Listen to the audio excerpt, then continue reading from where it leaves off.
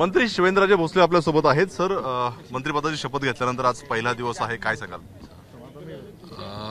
पहिला दिवस आहे बरोबर, पण शेवटी आमदार म्हणून मी काम केलेलं आता 5वी टर्म आहे, त्यामुळे असं आणि आता जबाबदारी फक्त नक्कीच वाढली आहे, एवढंच आहे। त्यामुळे नागपूरला याआधी पण अधिवेशनाला येतच होतो मी, फक्त आता मंत्री म्हणून भाजपनं देवेंद्रजींनी जबाबदारी दिली आहे ती वाढली आहे आणि थोडं आता जबाबदारी जे काम आहे ते प्रभावीपणे करणं आणि ज्या अपेक्षा आहेत त्या पूर्ण करणं हे नक्कीच मला करायला लागेल। पहिल्या दिवशीच विरोधक आक्रमक होणार आहे, परभणीत जी काही घटना घडलेली आहे त्याचा निषेध म्हणून विरोधक आक्रमक होतील?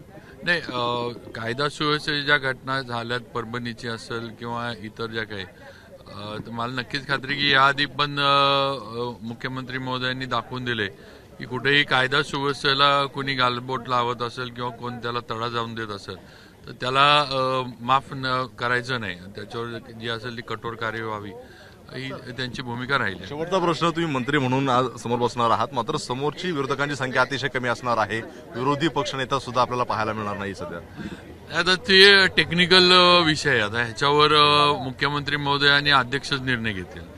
पाहतोय हा टेक्निकल विषय आहे, मुख्यमंत्री आणि अध्यक्ष याच्यावरती निर्णय घेतील असं शिवेंद्रराजे भोसले यांना पाहायला मिळत आहेत। कॅमेरामॅन दीपेश महाजन, सरळ सुने, एबीपी माझा। एबीपी माझा, उघडा डोळे बघा नीट।